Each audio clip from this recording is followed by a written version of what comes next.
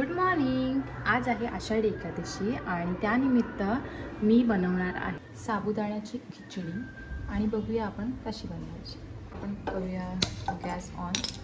यामध्ये घालूया गावठी तूप. तुम्हाला हवं आहे तर तुम्ही तेलही टाकू शकता. यानंतर घालूया जिरं, त्यानंतर टाकूया मिरच्या आणि कढीपत्ता.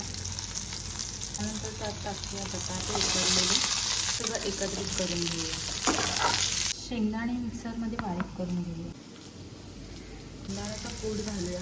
आता आपले साबुदाणे ह्याच्यामध्ये घालून घेऊया. शेंगदाण्याचा कूट सुद्धा त्याच्यामध्ये घालूया.